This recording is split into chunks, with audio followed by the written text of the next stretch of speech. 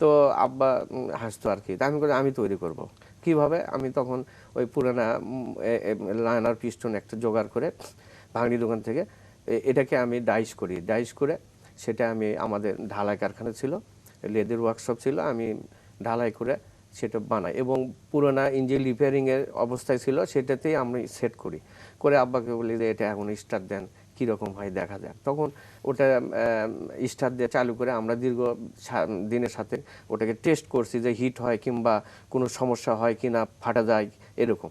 তো দেখলাম যে না, কোনো সমস্যা নেই। তখন আব্বা তো আমাকে বুকে জোরে ধরে ইয়ে করলো, বাহবা দিল। তখন আমি পর্যায়ক্রমে এটা আমরা তৈরি করা শুরু করলাম এবং এমন ব্যাপক চাহিদা যে সারা বাংলাদেশ তখন এটা চাহিদা। তখন আমি আরো সব যে তখন তো ঢালাই কারখানা হাতে গোনা কয়েকটা ছিল, ঢালাই কারখানাগুলো কন্ট্যাক্ট করলাম, আমাদের কারখানা বাদ দিয়েও আরো কন্ট্যাক্ট করে দিন রাত ওটা প্রোডাকশন করি। কেমন খরচ পড়তো এই যে বিদেশি মানে ইন্ডিয়ান কোম্পানিগুলো যে এত দাম দিয়ে কিনতে হতো, আপনারটাতে কেমন খরচ? আমার দাম পড়তো ধরেন 250 টাকা। 250 আর 2500? 250 টাকা। আমি 300 350 টাকা মার্কেটে সেল করি। পিস্টনের দাম ছিল ধরেন 120 টাকা, 150 টাকা খরচ পড়তো, সেটা 200 টাকা এরকম ভাবে কৃষকের মাঝে। তখন তো কৃষক ওটা লুপে নিচ্ছে যে এটা তো আমাদের দেশীয় সম্পদ এবং জিনিস ভালো, গ্যারান্টি 1 সিজন 2 সিজন চলে যায়, কোনো সমস্যা না। তখন এটা চাহিদা হয়ে গেল সারা বাংলাদেশ। আমরা দিতে পারতাম না আর কি, রাত দিন কাজ করে সেগুলো সাপ্লাই দেওয়া হলো, যেটা এখন বাংলাদেশে সুনামের সঙ্গে চলেছে। এটা কিন্তু আমারই আবিষ্কার সেই সময় থেকে। এরপর আমি দেখলাম যে থেসার মেশিনে ধান মাড়াই করা হতো, চোখে ওটা উষ্টে আসে, চোখের পাতা কিংবা চোখ নষ্ট হয় এরকম নজির দেখা গেছে। তখন আমি চিন্তা করলাম যে এই মেশিনটা মানুষের উপযোগী না।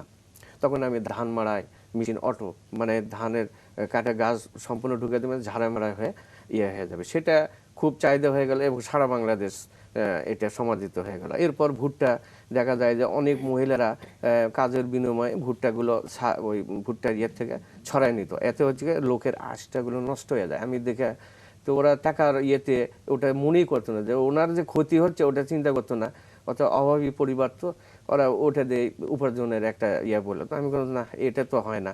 তখন আমি ভুট্টা মারা একটা হ্যান্ড করে 600 টাকা দাম দিয়ে দিলাম, সবাই ওটা নিয়ে খুব উপকৃত হলো। পরবর্তীতে আমি এটা অটো করে দিলাম যে একবারে ভুট্টা বস্তা দিয়ে ঢালে দিবি, ঝাড়াই মারাই হয়ে প্যাকেট হবে। এটাও সারা বাংলাদেশ সমাদিত। এইভাবে আমি জমি নিড়ানি, বীজ বপন যন্ত্র সহ কৃষি যন্ত্রপাতি, এবং দেখলাম যে বিশ্ব রোডে একটা মেশিন কোরিয়ানরা 1991 সালে আমাদের দেশে কাজের জন্য আসে। তখন দেখলাম যে ওখানে ইট এবং পাথর দিলে কুচি কুচি হয়ে বাড়াচ্ছে। আমি দেখলাম যে মহিলারা, ছোট বাচ্চারা হাত দিয়ে হাতুড়ি দিয়ে ভাঙে, হাতের নখ নষ্ট হয়ে যায়, কাটে যায়। তখন আমি চিন্তা করি এই মেশিনটা দরকার আমাদের দেশে। আমি এই মেশিনটা আবিষ্কার করি। অনলি আমার 40,000 টাকা খরচ হয়। এটা আমি বিক্রি করছি প্রথমে 60-80 হাজার, এবং এখন যেটা আমি শত শত মেশিন অবশ্য সারা বাংলাদেশ সাপ্লাই দিয়েছি।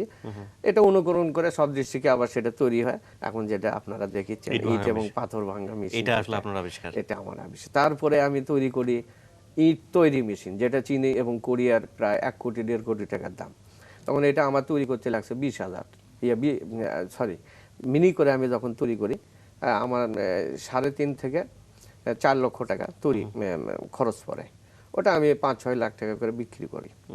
এইভাবে এটা আরো মিনি করছে এখন, পরিবেশ বান্ধব, জমির উর্বর মাটি নষ্ট না করে পুকুরের, নদীর, খাল বিলের মাটি দিয়ে ইটটা তৈরি করা সম্ভব। এবং এটা প্রতিটা ভাষায় জনপ্রিয় হয়ে গেছে সারা বাংলাদেশ। আমি এটা 2004 সালে উদ্ভাবন করি, বড় এবং ছোট দুটা মেশিনই, এবং খুব সুনামের সহিত চলছে। ইটের ভাটার ক্ষেত্রে একটা আমরা ব্যাপার দেখি যে এটা খুব ধোঁয়া নির্গত হয় এখান থেকে। এখন যেটা আমি করছি আমার পরিবেশ বান্ধব এবং 1 বিঘার উপরে এই ভাটাটা, যেটা বিদেশে হয়ে থাকে, বিদেশে কিন্তু আপনি ইট ভাটা চোখে পড়বে না, সেটা একদম ঘরের মধ্যে কাজ হচ্ছে। সেটাও আমার এটা করে ফেলেছি যে এই ইট ভাটাগুলো এইভাবে করা 1 বিঘার উপর অনলি, এবং সারা বছর এবং সারা 12 ঘন্টায় 20,000 করে ইট পুড়ে বাড়াবে 1 নম্বর। এই একটা প্রযুক্তি এটা করাই ফেলেছে। এবং এটার পাশাপাশি ধরেন এই যে আমাদের দেশে কৃষি এই ফসল ছিল সোনালী আঁশ বলে আমাকে কিন্তু সেটা হারিয়ে গেছে আর কি। কিন্তু এই মেশিনটা আমি চিন্তা করলাম যে পাটটা, সদ্য পাট গাছ কাটে অটো মেশিনে দিলে পার্ট ছিল আলাদা হয়ে যাবে, সিনুটা আলাদা হয়ে যাবে। এবং এখান থেকে আরেকটা আপনি ইয়ে করতে পারেন, এই সিনুরটাকে আবার ক্রাশ করে সিনুর কি? পাটের শিনটা বলে এটাকে, শিনটা বলে, পাটকাঠি, সহজ হ্যাঁ, ভাষায়। পাটকাঠি যাকে বলে, ওটা আপনার ক্রাশার মেশিনে দিয়ে আপনার ইয়ে করে পাটিস বানাতে পারবেন, যেটা খুব অল্প টাকা দিয়ে করা সম্ভব। এরপর আমি দেখলাম যে ধানের কুড়া থেকে তেল তৈরি করা। আমার মনে হয় যে আমরা একদম ধারাবাহিকভাবে যাচ্ছি, এই লিস্ট তো অনেক লম্বা। অনেক আমরা লম্বা। আমরা আরেকটা বিরতি নিয়ে আসি তাহলে মাঝখানে। আচ্ছা, ঠিক আছে। দর্শক, ফিরবো বিরতির পর। আমরা শুনছিলাম যন্ত্র কৌশলী আমির হোসেনের জাদুর গল্প। ফিরবো একটু পরেই, সাথেই থাকুন।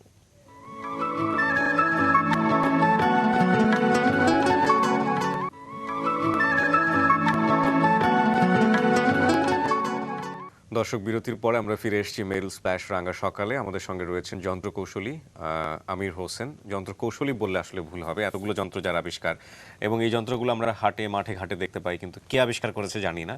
কিন্তু আজকে আমার মনে হয় রাঙা সকালে দর্শকদের একটা মোটামুটি সৌভাগ্য যে জানা হয়ে যাচ্ছে এর আবিষ্কারককে। হ্যাঁ, যেখানটাতে ছিলাম আমরা, ধানের কুড়া থেকে তেল তৈরি করার এটা একটা আধুনিক মেশিন। এরপর পাম অয়েল, আমাদের দেশে লক্ষ লক্ষ পাম অয়েলের গাছ চাষ হয়ে গেছে এবং কৃষকেরা হতভম্ব হয়ে গেছে যে এটার যে ফলটা, এটা আমরা কিভাবে পাইতে পারি, তেল উৎপাদন করতে পারি, এই সম্বন্ধে তাদের কোনো জানা নাই। তখন আমি বিভিন্ন ডিস্ট্রিক্টে এলাকায় গেলাম, তাদের সাথে সাক্ষাৎ করলাম যে এই ফলটা তো আমাদের খুব সম্ভাবনীয় ফল, এই আবারটা, এটা যদি পাম চাষ করতে পারি, পাম ফল তেল যদি উৎপাদন করতে পারি, তাহলে আর এই যে ধরেন বিদেশ থেকে যে পাম তেলগুলো আমদানি করে, এটা আর লাগবে না, এবং আমরাই তখন রপ্তানি করতে পারবো। তো বিষয়টা দেখলাম যে আসলে লক্ষ লক্ষ গাছ আবাদ হয়ে গেছে এবং ফল চলে আসছে। তখন আমি এসে পাম মেশিন তৈরি করলাম। এবং এই পাম অয়েল সম্পর্কে একটা প্রশ্ন আছে আমার। এই যে লক্ষ লক্ষ পাম গাছের কথা আপনি বলছেন, সেগুলো আবাদ হয়েছে বলতে কেউ কি, মানে কৃষকরা কি এটা পরিকল্পনা করে করেছেন যে পাম অয়েল উৎপাদন করতে হবে সেই জন্য? কারণ পাম গাছ তো বোধহয়, পাম গাছ কি আমাদের দেশীয় গাছ? না, দেশীয় না, এটা মালয়েশিয়া থেকে, চীন, বিভিন্ন দেশ থেকে আনা হয়েছে।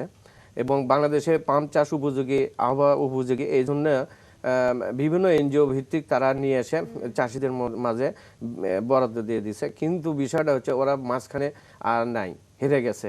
ওদেরকে পাম চাষের পরিচর্যার নিয়ম কানুন পদ্ধতি এগুলো তো শিক্ষা দেয় নাই। গাছটা শুধু বিক্রি করে, আর তারপর এখানে আর তার কোনো এখানে সম্মান ওই যে নাই। পরিকল্পনার অভাব, মানে পাম গাছ নিয়ে আসা হয়েছে, কৃষকদেরকে পাম চাষ করতে বলা হচ্ছে, কিন্তু পাম অয়েল করার মতো না, মেশিন এবং তখনও কৃষি নেই। অধিদপ্তরেরও কোনো মানে ভ্রুক্ষেপ নাই। তখন আমি ওটা দেখে বললাম যে আপনারা ডালগুলো কাটা দেন এবং পরিচর্যার নিয়ম কানুন বুক লিস্ট দিলাম। এটা আমি অনেক গবেষণা করে বিভিন্ন ইয়ের থেকে কালেকশন করছি, সেটা ওদেরকে দিলাম, এইভাবে দেন, ফল বাড়াচ্ছে, সব ঠিক আছে, এখনো পাকে নাই, পাকার পরে আমার যন্ত্রগুলো আপনাদের মাঝে পৌঁছে দেবো ইনশাআল্লাহ। তখন ওরা মহা খুশি এবং আমাকে মেসেজ বিভিন্ন ইয়ে দিয়ে, মানে ওরা মনে হচ্ছে একটা ইয়ে পায়ে গেল যে এতদিন মানে যে এরকম ছেলের যে পিতা অভাবে যে এরকম অবস্থা হয়, ওই অবস্থায় অনেকে কান্দে ভরে আমাকে সাপটে ধরে যে ভাই এত লক্ষ টাকা আমি ব্যয় করে ফেলাচ্ছি, কিন্তু আমার এই ফলের কি হোক। আমি কোনো চিন্তা করবো না ইনশাআল্লাহ আপনার, এবং আমি 3-4 রকমের মেশিন তৈরি করে ফেলাইছি যাতে সবাই কিনতে পারে। তো এই একটা দিক। এরপরে দেখলাম যে সুগার বিটটা অনেক দেশে, অনেক ডিস্ট্রিক্টে ফল হয়ে গেছে, অলরেডি চাষাবাদ হচ্ছে। তো আমাদের যে কুশেরের যে যারা চাষি, এরা দীর্ঘদিন লাগে ওই জমিতে কুশার চাষ করতে, এবং জমিটা বন্ধ হয়ে থাকে, অন্য ফল আখটা আর কি। তো এটা একটা দিক, তারা লাভবান কম হয়। তো আমি তখন চিন্তা করলাম এই সুগার বিট থেকে তো চিনি সহজে এবং গুড় উৎপাদন করা সম্ভব, এবং এটার মেশিন অলরেডি আমি করে ফেলাইছি, যেটা কৃষকেরা সহজে এই গুড় এবং চিনি উৎপাদন করতে পারবে ঘরে ঘরে। তাহলে আমাদের এই চিনিগুলো বিদেশেও রপ্তানি করতে পারবো, এবং এই জিনিসগুলো আমার মাথায় রেখে এবং আরো উন্নত ধরনের কিছু জিনিস তৈরি করার কাজে হাত দিছি নিজে। এটা আমি কারোর সহযোগিতা না কিছু নাই। দেশের আমাদের যে দেশটা অনেক পিছিয়ে পড়ে আছে, আধুনিক যেগুলো দেশগুলো, যে ওদিকে তাকালে আমরা মনে হয় যে অনেক পিছিয়ে পড়ে আছি। কিন্তু আমি মনে করি যে আগামী 2 বছরের মধ্যে বাংলাদেশ, চীন, কোরিয়া, জাপানের সাথে কৃষকের চলে যাবে, লড়াই করবে, নিঃসন্দেহে লড়াই করবে। আমরা তো সেটাই বিশ্বাস করতে চাই। এবং যখন এভাবে চিন্তা করি, দেশটা এত ছোট, 16 কোটি মানুষ এখানে বসবাস করে, অথচ মাটি কত উর্বর। আপনি চিন্তা করে দেখুন যে তাদের খাদ্য যোগান দিচ্ছে এই ছোট্ট একটা দেশ। শুধুমাত্র আমরা যদি পরিকল্পনা করে এগোতে পারি তাহলে ভবিষ্যতে আমরা আমাদের দেশ থেকে খাদ্য রপ্তানি করতে পারবো, সেটাই আমরা বিশ্বাস করি। কিন্তু যখন প্রোফাইলে আপনার সম্পর্কে বলছিলাম তখন ওখানে বললাম যে সেই প্রাচীন আমলে হিটলারের গাড়ির মডেল এবং একই সাথে রানী ভিক্টোরিয়ার গাড়ির মডেল, এইগুলো গাড়ি উদ্ভাবন করা এটা হয়েছে। আমার আসলে চিন্তা ভাবনা ছিল না, কিন্তু একদিন আমি ওই রানী ভিক্টোরিয়া গাড়িটা দেখে আমার মনে হলো যে এই গাড়িটা তৈরি করা দরকার। কারণ এখনকার প্রজন্ম যে ছেলেপেলে এরা কোনোদিন দেখেনি যে এই গাড়িটা রানী ভিক্টোরিয়ার গাড়িটা কীরকম ছিল। তখন এর গাড়ির চাকাগুলো সাইকেলের স্পোক দিয়ে তৈরি করা, ভাইব্রেশন হতো, এবং রানী ওই গাড়িটা এখন তো কাজেই ওই গাড়ি নিয়ে বেরোতো। তো তখন আমি চিন্তা এই গাড়িটা বানাবো। তো আমার বানাতে বেশি পয়সা লাগেনি, আমি 2 লক্ষ টাকার মধ্যে ওই গাড়িটা তৈরি করছি ইঞ্জিন সহ, এবং 80 কিলো গতিবেগে গাড়িটা চালানো যায়। এখন আমি বিভিন্ন রাস্তায় চালাই এবং সবাই অবাকভাবে দেখে যে এই গাড়িটা, এবং আমি বাণিজ্য মেলা ওই গাড়িটা তুলেছি, যেটা আপনার মিডিয়াতে দেখতে পারেন। এবং এর আদলে আমি ওইতে পুলিয়ান একাডেমিতে মেলা হয় জাতীয়ভাবে, সেটা বিভিন্ন দেশের স্টলও ছিল। তো ওখানে স্বরাষ্ট্র সচিব এবং জ্বালানি খনিজ সম্পদ মন্ত্রণালয়ের ডক্টর তামিম সাহেব উনি ছিলেন, আরও সব আসছিলেন। সে গাড়িটা দেখে খুব খুশি হলেন, এবং ওই সময় জাপানের এক কোম্পানির, টয়োটা কোম্পানির ম্যানেজার বাংলাদেশে কালেকশনে আসছে। তখন ওই গাড়ির কথা শুনে ওই বগুড়ায় গেছে উনি, যে দেখার পরে যাই হোক স্বরাষ্ট্র সচিব এবং ডক্টর তামিম স্যার বললেন যে বাংলাদেশে এইরকম গাড়ি তৈরি করার একটু সহযোগিতা করেন আপনারা ইঞ্জিল দিয়ে, যেহেতু আমরা ইঞ্জিল তৈরি করার সমর্থ নেই, কারণ ইন্ডিয়া পারে না, চায়না ঠিক মতো পারে না, তো আমাদের তো বিষয় আসি না। তো তখন ওনারা রাজি হলেন, বললেন যে আচ্ছা ঠিক আছে ঢাকায় আসেন, বসে এটা আলাপ করা যাবে। তো আমাকে বললো আমি সাহেব আপনি ঢাকায় আসেন, দেখা যাক কি। তো ঢাকা আসার পরে ওনারা পিস্টান মারলো, মানে বাংলাদেশি ওই যে যারা গাড়ি বিক্রেতা ওরা আবার ভেটো দিল যে গাড়ি যদি তৈরি হয় তাহলে আমাদের মার্কেট নষ্ট হয়ে যাবে, এই সেই এরকম। তখন আমার জেদ চাপা গেল যে ইঞ্জিল ছাড়া কিভাবে গাড়ি তৈরি করা যায়, আমি গাড়ি তৈরি করবো। তখন আমার মাথার মধ্যে ওটাই, তখন ছোটবেলায় আমরা আব্বা ডায়নামা বানানোর আমাদের শিখাইছে কিভাবে কারেন্ট তৈরি করা যায়, এবং সেটাকে আবার ব্যাটারি চার্জ করা যায়, এগুলো নিয়ম কানুনগুলো আমরা জানি। জি জি। তো এইটা কাজটা তখন আমার ওই খেয়াল পড়ে গেল যে আচ্ছা ঠিক আছে। তখন আমি করলাম কি ওই আপনার ইঞ্জিল ছাড়া ইলেকট্রনিক্স টারবাইন দিয়ে গাড়িটা তৈরি করলাম। একটা ব্যাটারির আপনার ধরেন গাড়ি চলবে, চার্জ হবে। এবং এই যে অদ্ভুত একটি গাড়ি আপনি তৈরি করলেন, এটার সম্পর্কে বিস্তারিত জানবো আমরা, এবং এরপর তো আপনি গাড়ির আরো মডেলও তৈরি করছেন। এখন পর্যন্ত আপনার নতুন আরো কিছু আবিষ্কার আসছে, সেগুলো সম্পর্কে আমরা বিস্তারিত জানবো সংবাদ জেনে আসার পর।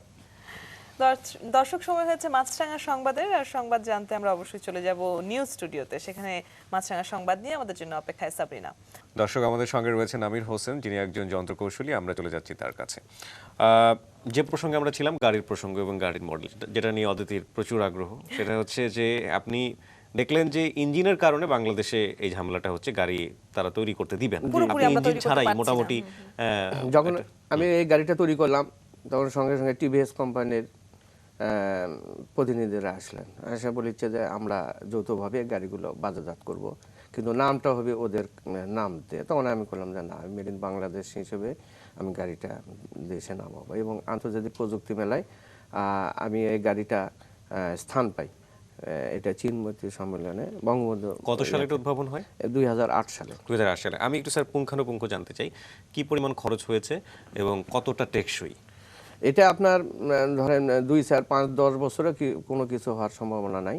বিদেশি গাড়ি যেরকম কাঠামো অবকাঠামো সম্পূর্ণটাই অ্যাকুরেট, কোনো 19 পাবেন না, মজবুত সেই রকম। ওর থেকে মোটামুটি আরো ভালোই হবে আশা করি, আপনারা দেখবেন, গাড়িটা দেখলে বুঝতে পারবেন। এবং ওখানে আন্তর্জাতিক প্রযুক্তি মেলায় ধরেন চীন, Japan, America, Taiwan, Bharat, Pakistan সহ অনেকগুলো দেশ, জার্মান, অনেকগুলো দেশেরই স্টল ছিল। ওরা তখন এই গাড়িটা দেখে সঙ্গে সঙ্গে ইন্টারনেটে ওদের দেশে ছবি সহ পাঠানো হয়েছে যে বাংলাদেশ এত আধুনিক প্রযুক্তি, তখন কিন্তু এই প্রযুক্তির গাড়ি কারো ছিল না এবং কেউ তৈরিও করেনি। যে আধুনিক প্রযুক্তির গাড়ি কিভাবে তৈরি করলো, এরা তো অনেক দূর এগিয়ে গেছে। খরচ কিরকম হয়? আমি খরচ করছি 2.5 লক্ষ টাকা গাড়িটি তৈরি করছি। তো ওরা এই গাড়িটি দেখে তো মানে অন্যরকম বাহবা, এবং সেই দিন আমি আমার দিক দিয়ে আমি গর্ব করি না, দেশের তখন একটা ভাবমূর্তি এমন তৈরি হচ্ছে যে আমাদের দেশ মনে হয় কত উন্নত দেশ আর কি। এই জায়গাটা ওরা স্যার আমি ভাবে একটু আশঙ্কার বলছে। কথা বলতে চাই। আশঙ্কাটা হচ্ছে এরকম, অনেক সময় দেখা যায় আমরা আবিষ্কার করেছি কিন্তু পেটেন্ট না থাকার কারণে, এবং হয়তো বা দেখা গেল যে অন্য কোনো দেশ আপনার পরে আবিষ্কার করেছে, করে তারাই সারা বিশ্বে জানালো যেটা তাদেরই আবিষ্কার। এরকম পেটেন্ট কি করা হচ্ছে আপনি যেসব এটা যন্ত্রগুলো আবিষ্কার এটা করছেন? এটা আপনি ঠিক কথা বলেছেন। আমি যখন বললাম শিল্প মন্ত্রণালয়ে গেছি, বিভিন্ন মন্ত্রণালয়ে গেছি, তো ওরা বলেছে যে এটা তো একটা আইন সংশোধন করতে হবে, বাংলাদেশে যে গাড়ি তৈরি এটা তো ভাবা যায় না। তারপরে আপনি করছেন এবং আমাদের টেবিলে আসছেন, তো এটা তো আমরা কিছু করতে পারবো না, আগে আপনার এটা মন্ত্রণালয় থেকে এটা করতে হবে, আইন সংশোধন করতে হবে। তখন আমি শিল্প মন্ত্রণালয়ে তখন দিলীপ বড়ুয়া স্যার ছিলেন, তখন বললাম, তো উনি খুব করছে। কিন্তু পরবর্তীতে আমি দেখলাম যে এটা এভাবে হবে না, এবং সরকার প্রধানেরই এটা দায়িত্ব এবং কর্তব্য। তা আমি এই দেখি সময় তখন আমার অনেক ছিল যে এইগুলো আমি তাহলে করব কখন। তখন আমি ওই চ্যাপ্টারটা বন্ধ করে আমার তো কৃষি সাইডটাই বড় আর কি, তো মূলত তো এখন এই ইয়েগুলো আমার পক্ষে সম্ভব না, মানে আসে দীর্ঘদিন পড়ে থাকা এবং যাওয়া টেবিল থেকে লগইন আরেক করা, টেবিলে দৌড়ানো। এটা মূলত আমার পক্ষে হবে না। তখন আমি ওটা দেখি পরে করা যাবে। Right, right. তখন কিছু কিছু কৃষি যন্ত্রপাতি যেগুলো আমি এখন যেটা কৃষকের হাতে পৌঁছে গেছে আধুনিক, যেমন পাম অয়েল এই যে মেশিনগুলো দ্রুত গতিতে, সেগুলো তৈরি করে সেগুলোর দিলাম। কাজে আগে হাত দিলাম। দিলেন। এবং তো এই যে এই গাড়িকে আরো আধুনিক করার পর্যায়ে যখন করলাম, বুয়েটে কিংবা বিভিন্ন ইয়েতে যোগাযোগ করলাম, ওরা তখন ওই চায় যে আপনার পুরো ডিজাইনটা, আমার কাছে জমা দেন। ডিজাইনটা আমি ফর্মুলাটা আমি তখন চিন্তা করলাম যে এটা দেওয়া মানে ওটা চলে যাবে অন্যান্য উন্নত দেশের কাছে, এবং সেটা ওরা ফুসকে লুপে নেয়, গাড়িটা তৈরি করবে।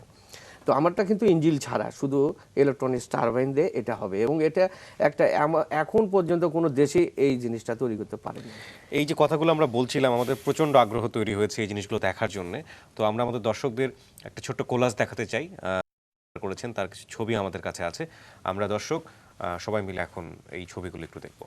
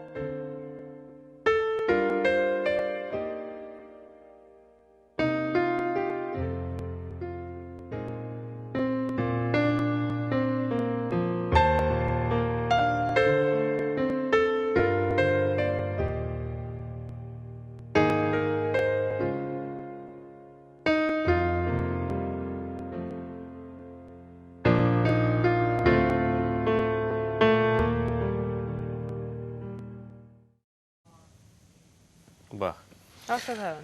সবই তৈরি হচ্ছে, শুধুমাত্র পেট্রোনাইজ দরকার, এবং পেট্রোনাইজেশন হলে এই জিনিসগুলো আরো অনেক দূর জায়গাতে যেতে পারবে। আপনি কিছুক্ষণ আগে যেটা বলছিলেন যে এমন গাড়ির চিন্তা ভাবনা করছি যেটা রাস্তায় চলবে এবং আকাশে উড়বে। আমরা এরকম কথাবার্তা পেপার পত্রিকায় পড়ে থাকি, এবং তার একটা বিশেষ কলাম থাকে, বিশ্বাস করুন আর নাই করুন, তারপরে এই কথাগুলো লেখা হয়। এবং এটা সত্য যে তার কিছুদিন পরে হয়তো এই জিনিসটা বিশ্বাসযোগ্য হয়ে যায়, কিন্তু বাংলাদেশে এই জিনিসগুলো তৈরি হচ্ছে, এটা বিশ্বাস করতে অনেক কষ্ট। কি হচ্ছে আসলে, কি চিন্তা ভাবনা করছেন গাড়ি নিয়ে?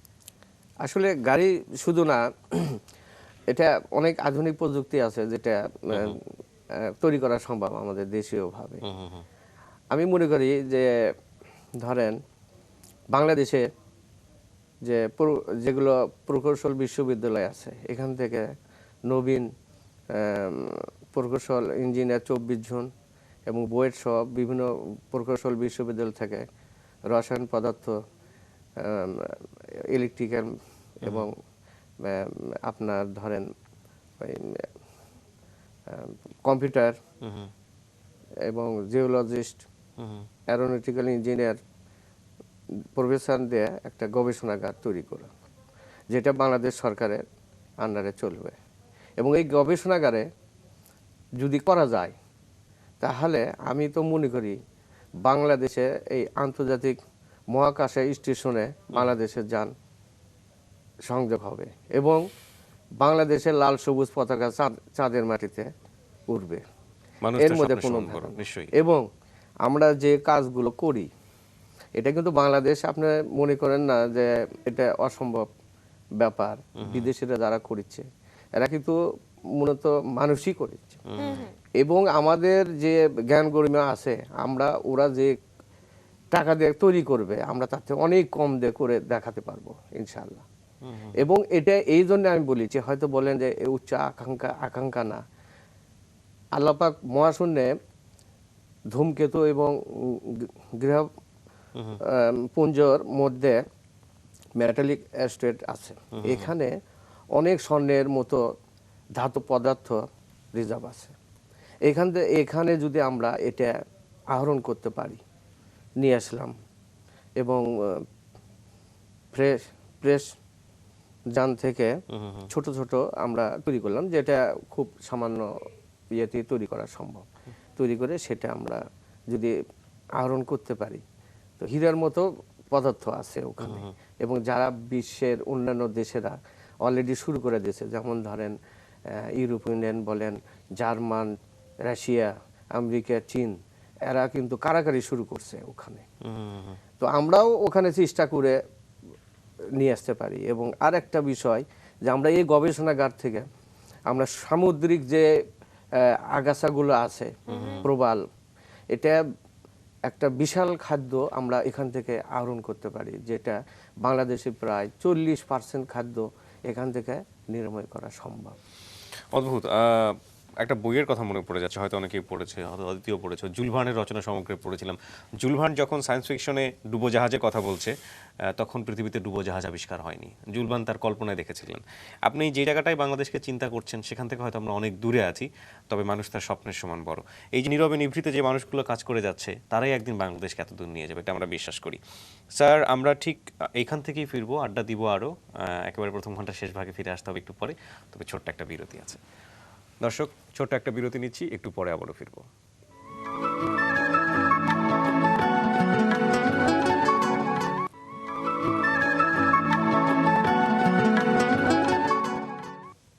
ফিরে এলাম মেরিল স্প্ল্যাশ রাঙা সকালে। ধন্যবাদ দর্শক সাথে থাকবার জন্য। অদিতি এবং কিবরিয়া আপনাদের সাথে রয়েছি, আর আমাদের সাথে প্রথম ঘন্টায় অতিথি হয়ে আছেন যন্ত্র কৌশলী আমির হোসেন। আমরা তাকে যন্ত্রের শিল্পী বা যন্ত্রের জাদুকর আমরা বলে বোধহয় ভালো হয়।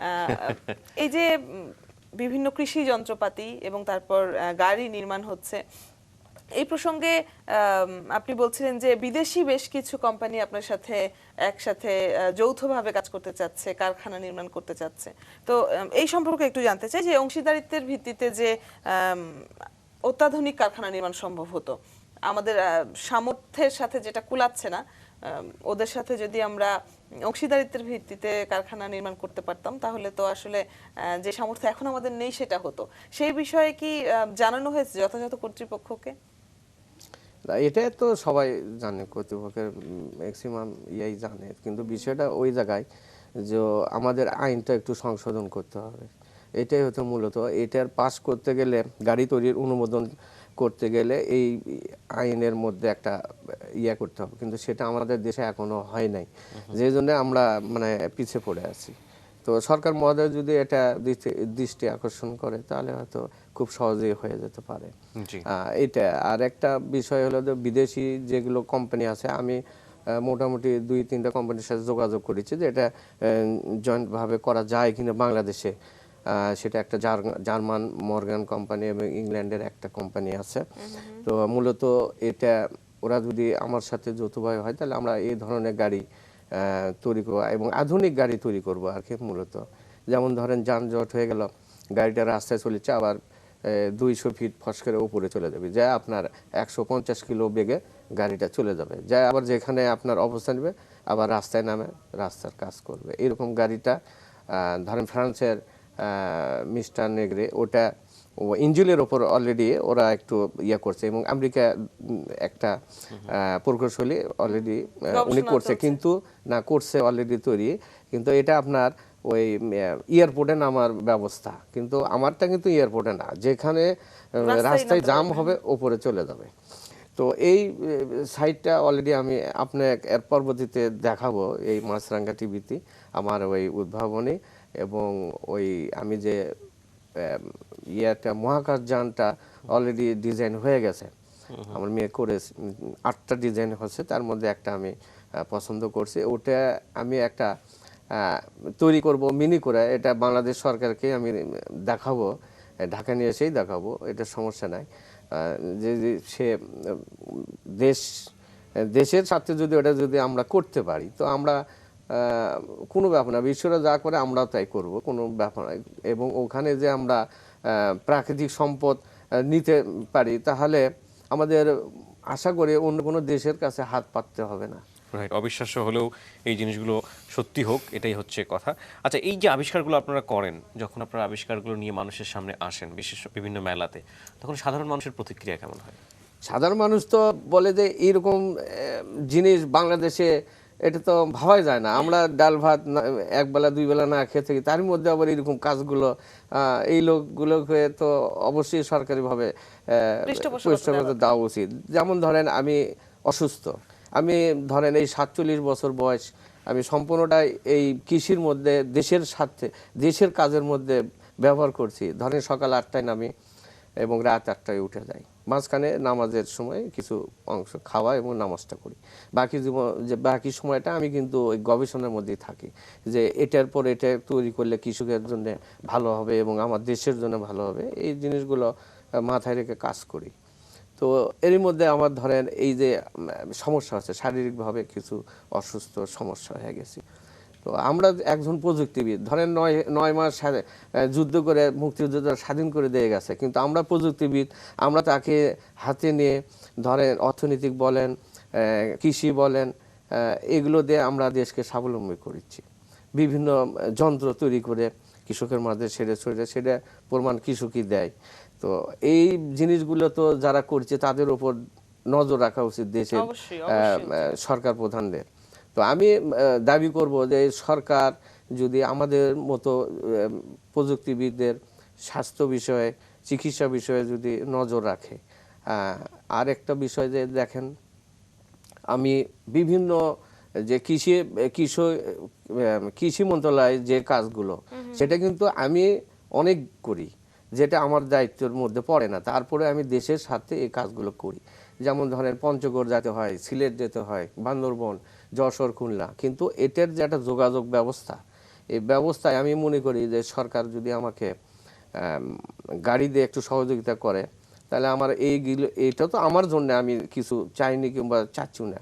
এটা যদি হতো, তো আমাকে ধরেন সুইজারল্যান্ড থেকে, ইটালি থেকে বিভিন্ন অফার আসছে, মালয়েশিয়া থেকে এখন আসছে সেই রকমভাবে, কিন্তু আমি দেশ ছেড়ে, কারণ আমার বাপ দাদার ঐতিহ্য আমি এটা নষ্ট করি, আমার জীবনটা এখানে শেষ হয়ে যাবে, তাও আমি বাইরে যাব না।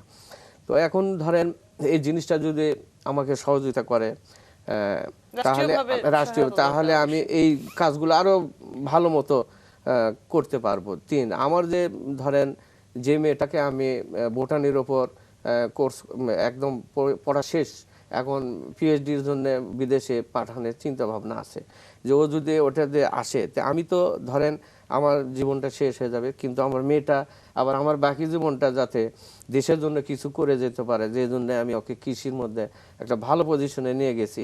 যে সরকার যদি সেটা আবার দায়িত্ব সহকারে তাকে একটা সাপোর্ট দেয়, প্ল্যাটফর্ম দেয়, তাতে মনে হয় যে অন্যান্য যে কৃষিবিদ আছে তার থেকে ও ভিন্ন ধরনের ব্যতিক্রম ধরনের কাজ করে দেশের জন্য সফল বয়ে আনবে। এই যে আপনার বাবার হাত ধরে আপনি শিখলেন এবং আপনি আপনার মেয়ের কথা বলছেন, তো আপনার সন্তানদের সম্পর্কে জানি, আপনার সম্ভবত 3 মেয়ে। 3 মেয়ে কি আপনাকে সাহায্য করেন? ছোট মেয়ে তো ওই আমার গবেষণাগারে আমার সাথে সব সময় থাকে। আমি ধরেন একটা কার্বন কপি তৈরি করে দিতে চাই আর কি, যাতে আমার অ্যাবসেন্টে ও আবার এই জিনিসটা দেশের জন্য সফল বয়ে আনতে। এই যে বললেন যে 2 শতকের উপরে আপনাদের লেদ কারখানাটা প্রতিষ্ঠিত হয়েছিল সেই 1940 সালের দিকে, এখনো কি 2 শতকের উপরে না? আছে? এখন আমি নিজস্বভাবে 2.5 বিঘা জমি কিনছি, ওটার উপর গাড়ি এবং কৃষি যন্ত্রপাতি অনেকগুলো তৈরি করতে হয়, যেটা আপনার সারা দেশে হয়। তো এই জন্য আমার জায়গার দরকার। তো এগুলো অনেক ঘটনায় আছে। যাই হোক, তো নিজস্বভাবেই সেই জায়গাটা আমি খরিদ করি, করার পরে ওখানে আমি এটা কি মূলত- বগুড়াতেই? বগুড়াতেই কোথায় সদরে। এটা? এটা আপনার ধরমপুর এলাকায় আর নামটা কি কারখানাটা? রহিম ইঞ্জিনিয়ারিং ওয়ার্কশপ। এটা 1940 সালে আব্বার দেওয়া নাম, ওটাই আমি ওটাই আপনি ব্যবহার করেছি। প্রসারিত করেছেন, হ্যাঁ, ওই জিনিসটাই বড় প্রসারিত করেছি। করেছেন। বাহ, চমৎকার। এই যে অনেক অপ্রাপ্তির বিষয় আছে, আসলে আছেই তো আমাদের।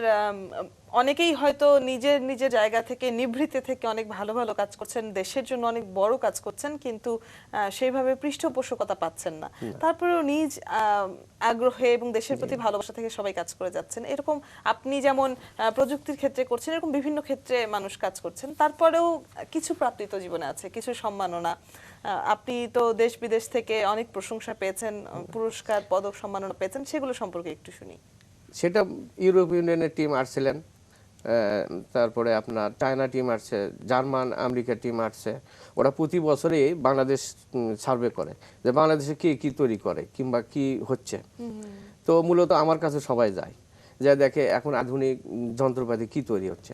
তখন ওরা ওগুলো দেখে ওরা মাঝে মাঝে আমাকে ডিস্টার্ব করে, প্রস্তাব দেয় যে আপনার চলে আসেন, আমাদের দেশে চলে আসেন, ফ্যামিলি সহ আপনাকে পুরো সাপোর্ট আমরা দিব, কি চান আপনি আমাদের দেশে এই জিনিসগুলো তৈরি করেন, কি ভালো মন্দ।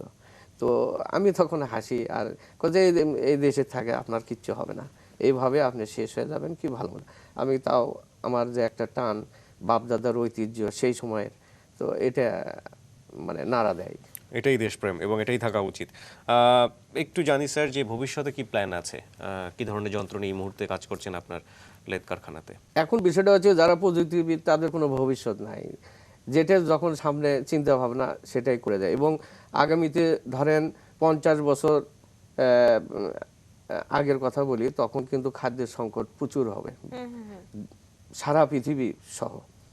তো আমি সেই জন্য চিন্তা করলাম যে সরকার মহোদয় যদি এরকম একটা প্ল্যান প্রোগ্রাম করে, যে গবেষণাগার যেটা বললাম যে প্রতিটা উন্নত দেশে আছে, তো এইরকম যদি করা যায় তাহলে সামুদ্রিক যে খাদ্যগুলো আছে আমাদের অঢেল খাদ্য, এটা কোনো দেশে নেই। আমাদের তো প্রাকৃতিক সম্পদ বিশাল আল্লাপাক দিয়ে রাখছে, কিন্তু সেটাকে আমরা যদি ব্যবহার করি আমাদের অন্য কোনো দেশের হাতে হাত পাততে হবে না। আমরাই তখন ধরেন মালয়েশিয়া থেকে অনেক দূর, চীনের থেকে অনেক দূর, কারণ আমাদের যে যুবক শ্রেণী ভাইয়েরা আছে, শিক্ষিত যুবক শ্রেণী, এদেরকে যদি আমরা কাজে লাগাই, দেখেন আজকে চীন সারা পৃথিবীর মধ্যে ধনী দেশ হয়ে গেছে। ওদের যে সংখ্যা, তাতে ওরা নিজেরাই নিজেদের কাজে ব্যবহার করে, তারা বাইরে কোনো ইয়া করে না, সাপোর্ট।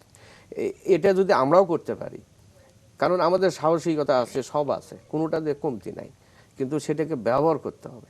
আমাদের জনসংখ্যা বেশি ঠিক আছে, কিন্তু আমরা যদি এইভাবে আমাদের এই প্রযুক্তিগুলো দিয়ে তাদেরকে ব্যবহার করি, হাজার হাজার কোটি টাকা এখান থেকে উপার্জন করা সম্ভব, যেটা আপনি বহির্বিশ্বের অবাক হয়ে যাবে। এবং আমাদের কোনো দিক দিয়ে ধরেন জ্ঞান গরিমা আমরা যারা আছি, এরাও যদি আমরা যদি ঠিক মতো বিভিন্ন সেক্টরে কাজ করি, তো সরকারের এত টেনশন করা লাগবে না। সরকার করবে বহির্বিশ্বের সাথে যোগাযোগ এসে, কিন্তু আমরা প্রযুক্তিবিদ যারা, আমরা এগুলো কাজ করব দেশের জন্য। আভ্যন্তরীণ যেগুলো সমস্যাগুলো, কৃষি বলেন, শিল্প বলেন, যেটাই বলেন, সেটা আমরা সাপোর্ট দেবো, আমরা সেগুলো পূরণ করব। এটা সরকারের টেনশন নাই, মন্ত্রীরা টেনশন থাকবে না, আমরাই যথেষ্ট। কিন্তু সেটাই, মন্ত্রী শুধু আপনাদেরকে নিয়ে টেনশন করলেই হবে, আপনারা যাতে কাজটা ঠিকমতো করতে পারেন, আপনাদের কাজ যেন আপনাদের হাতে থাকে, সেই সুযোগটা তৈরি করে দিতে হবে। আপনি বলছিলেন যে ভবিষ্যৎ পরিকল্পনা কিছু নেই, এই মুহূর্তে কাজ করছেন কি সেই উড়ন্ত গাড়ি নিয়ে? এই মাত্র না, এই সময়ে দুটা কাজই আমি করেছি। একটা মহাশূন্য যান, এটা আমি ওই যে বললাম যে এটার অলরেডি ডিজাইন হয়ে গেছে, নকশা হয়ে গেছে আর কি, উড়ন্ত গাড়িরও নকশা করছি আর কি। এই কাজগুলো নিশ্চয়ই সফলতার মুখ দেখবে এবং আমরা হ্যাঁ, চমকে যাব। এটা তো শুনেন, এটা আমি এইরকম জেদ করে করেছি যে আমার জেদ যেটা সেটা আমি করি। এটা বহির্বিশ্বে যদি আমি মনে করি যে এটা 40-50 কোটি টাকা দাম নেব, এটার গ্রাহকও আছে বহির্বিশ্বে নেওয়ার, এটা আমি হয়তো বিক্রি করে দেশের ফান্ডের টাকা দিয়ে দিলাম, কিছু আমার কাছে অনেক ধন্যবাদ স্যার, এই স্বপ্নগুলো পূরণ হোক আমরা সেই আশাই করি। আপনি আমাদেরকে সময় দিলেন, সেজন্য আপনাকে বিশেষভাবে ধন্যবাদ জানাচ্ছি। ধন্যবাদ আপনাদের। দর্শক, এই ছিল রাঙা সকালের প্রথম ঘন্টা। একটা কথা আছে, আকাশ কুসুম কল্পনা, কিন্তু কল্পনার এরিয়াটা তার চেয়ে অনেক অনেক বড়। মানুষ কল্পনা করে বলেই মানুষ সে পর্যন্ত যেতে পারে। আমরা শুভকামনা জানাবো আমাদের প্রথম অতিথি আমির হোসেনের জন্য। আমরা দ্বিতীয় ঘন্টা শুরু করবো একটু পরেই, তবে তার আগে মাছরাঙা সংবাদ এবং তারপর ছোট্ট একটা বিজ্ঞাপন বিরতিও রয়েছে। আমরা এই মুহূর্তে চলে যাচ্ছি নিউজ স্টুডিওতে, সেখানে অপেক্ষা করছে সাবরিনা।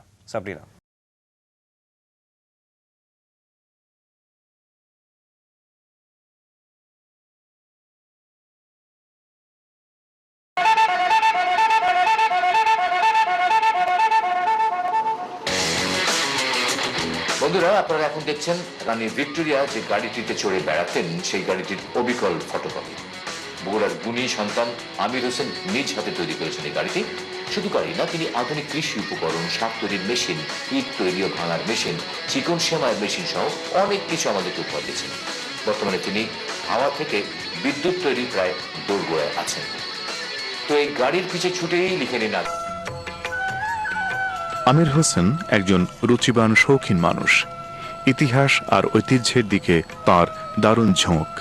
তিনি রানী ভিক্টোরিয়ার গাড়ির ছবি দেখে এই গাড়িটি তৈরি করেছেন। এই গাড়ি ডিজেল চালিত, ঘন্টায় 120 কিলোমিটার গতিতে চলতে পারে। এই গাড়িটির মডেল রানী ভিক্টোরিয়া মডেল। রানী যখন এখন তো কাজে বেরোতেন, তখন এই মডেলের গাড়ি সে চড়ে বেরোতেন। এই গাড়িটির 1860 সালের মডেল। তখনকার গাড়ির মডেল কীরকম ছিল এখনকার প্রজন্ম বাচ্চারা সেটা জানতো না কিংবা দেখেও নাই।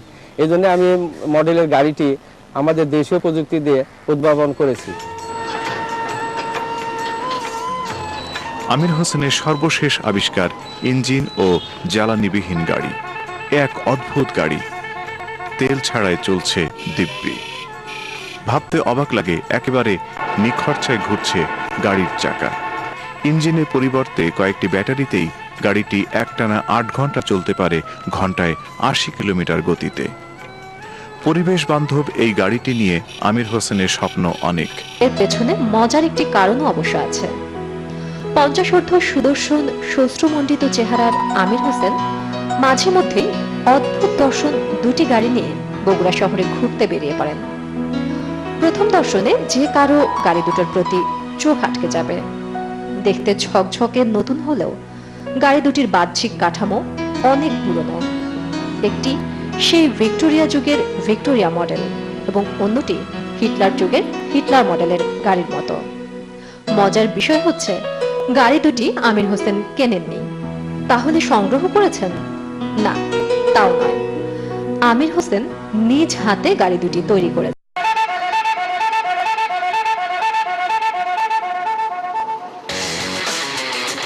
বন্ধুরা, আপনারা এখন দেখছেন রানী ভিক্টোরিয়া যে গাড়িটিতে চড়ে বেড়াতেন সেই গাড়িটির অবিকল ফটোকপি। বগুড়ার গুণী সন্তান আমির হোসেন নিজ হাতে তৈরি করেছেন এই গাড়িটি। শুধু গাড়ি না, তিনি আধুনিক কৃষি উপকরণ, সার তৈরির মেশিন, ইট তৈরি ও ভাঙার মেশিন, চিকন সেমাইয়ের মেশিন সহ অনেক কিছু আমাদেরকে উপহার দিয়েছেন। বর্তমানে তিনি হাওয়া থেকে বিদ্যুৎ তৈরির প্রায় দোরগোড়ায় আছেন। তো এই গাড়ির পিছে ছুটেই লিখে নিন। আমির হোসেন একজন রুচিবান শৌখিন মানুষ। ইতিহাস আর ঐতিহ্যের দিকে তার দারুণ ঝোঁক। তিনি রানী ভিক্টোরিয়ার গাড়ির ছবি দেখে এই গাড়িটি তৈরি করেছেন। এই গাড়ি ডিজেল চালিত, ঘন্টায় 120 কিলোমিটার গতিতে চলতে পারে। এই গাড়িটির মডেল রানী ভিক্টোরিয়া মডেল। রানী যখন এখন তো কাজে বেরোতেন, তখন এই মডেলের গাড়ি সে চড়ে বেরোতেন। এই গাড়িটির 1860 সালের মডেল। তখনকার গাড়ির মডেল কীরকম ছিল এখনকার প্রজন্ম বাচ্চারা সেটা জানতো না কিংবা দেখেও নাই। এই জন্য আমি মডেলের গাড়িটি আমাদের দেশীয় প্রযুক্তি দিয়ে উদ্ভাবন করেছি। আমির হোসেনের সর্বশেষ আবিষ্কার ইঞ্জিন ও জ্বালানিবিহীন গাড়ি। এক অদ্ভুত গাড়ি, তেল ছাড়াই চলছে দিব্যি। ভাবতে অবাক লাগে, একেবারে নিখরচায় ঘুরছে গাড়ির চাকা। ইঞ্জিনের পরিবর্তে কয়েকটি ব্যাটারিতেই গাড়িটি একটানা 8 ঘন্টা চলতে পারে, ঘন্টায় 80 কিলোমিটার গতিতে। পরিবেশ বান্ধব এই গাড়িটি নিয়ে আমির হোসেনের স্বপ্ন অনেক। এর পেছনে মজার একটি কারণও অবশ্য আছে। 50 সুদর্শন শ্বশ্রুমণ্ডিত চেহারার আমির হোসেন মাঝে মধ্যেই অদ্ভুত দর্শন দুটি গাড়ি নিয়ে বগুড়া শহরে ঘুরতে বেরিয়ে পড়েন। প্রথম দর্শনে যে কারো গাড়ি দুটোর প্রতি চোখ আটকে যাবে। দেখতে ঝকঝকে নতুন হলেও গাড়ি দুটির বাহ্যিক কাঠামো অনেক পুরনো। একটি সেই ভিক্টোরিয়া যুগের ভিক্টোরিয়া মডেল এবং অন্যটি হিটলার যুগের হিটলার মডেলের গাড়ির মতো। মজার বিষয় হচ্ছে গাড়ি দুটি আমির হোসেন কেনেননি,